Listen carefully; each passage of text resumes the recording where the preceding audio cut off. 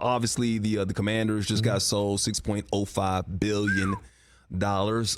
So Daniel Snyder no longer the owner officially of the team. You ever play for an owner that was just horrible, that was terrible, or just someone that you just felt like, why is he in charge of this team?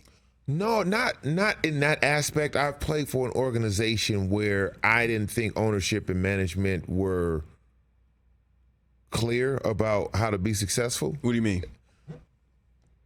It didn't feel like I was on an NFL team. Cheap? What? It was just the way things were done.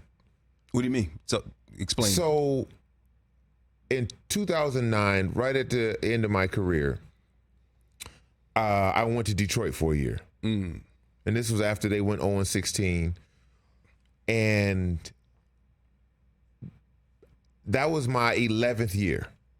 No, that was my 12th year in the league. And so I had experienced what the NFL was. The highs, the lows, the greatness of being a professional athlete in a city, in a town. And when I got to Detroit, it was like just going to work. So it was, things were being done that didn't lend to winning football games.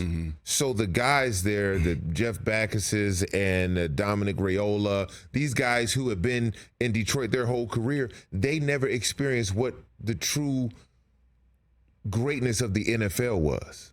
They literally were just going to work because that was part of the culture. Home. Right. The entire time. You didn't become a professional athlete just to go to work. It comes with certain things. The city, the like when I was in Denver, I'd never paid for a meal. I'd never paid for a meal anywhere. Just because they love the franchise that much. Never. So when you get to a place and certain things are happening and you're looking and you've had an experience in the league, you're looking around like, oh, wow, this is terrible. And, I don't want to be disparaging. And they're not winning. No, and they're not winning. Yeah. And so it was just like, like you can sacrifice certain things to win. But if you don't get those things and you don't win, then you really just punching the clock.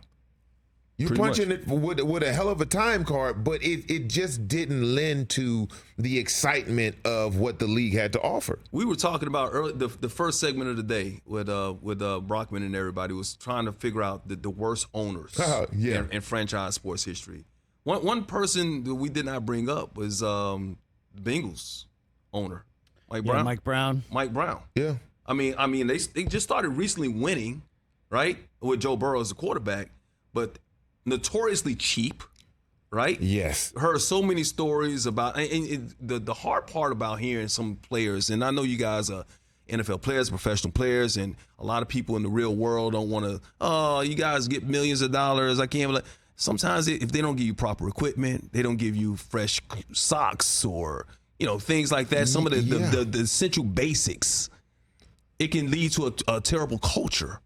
Oh, that is a terrible culture. Yeah. It becomes, dog eat dog. One owner, I saw that segment. One owner you didn't mention. What's the lady's name who owned the Reds? Marchot. Yeah. Good one. A lot of racist owners. That probably would be up at the top of my list because she was just in the media saying the stuff. She was just crazy. Right? Like she was on. Yeah. What was the report that came out? The Cardinals were charged for their food and lunch and at the facility, things like that. Yeah, that to me is. That is crazy. Yeah, remember was it Eric Davis? Was it in the World Series? Eric Davis got hurt. It was in the playoffs, and I can't remember what it was. They didn't pay for him to come back home, or he was on the road. I can't remember exactly what it was. Yeah, it's been some really terrible owners, and you got to realize most owners. This is like a game. It's like Monopoly. Right. Mm-hmm. Most owners have made their money elsewhere, and they want to come do this thing. Like, hey, I'm going to come buy this This is team. their hobby. This is your hobby. This is what you're gonna do? And it's like playing a board game at home. But it's a damn good investment. It's a if great I give you investment, 800 especially million and I now, make of 6.05 Get billion, in there, yeah. if Donald Sterling bought the Clippers for $12 million, Yeah. and he made $2 billion.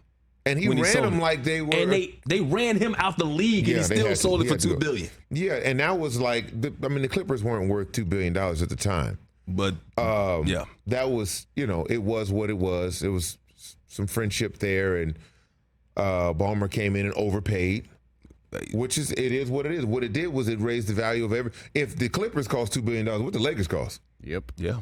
Right? Think about that. If the Clippers, you paid $2 billion at the time. Mm-hmm. If you paid $2 billion for the Los Angeles Clippers, the Lakers must have been worth $10 billion. Mm-hmm. So I get it. He in turn raised the value of NFL franchises. Of NBA franchises across the board. Mm-hmm. Similar to what this group just did right now with the Commanders at $6 billion. So now that's $6 billion. What are the Cowboys worth?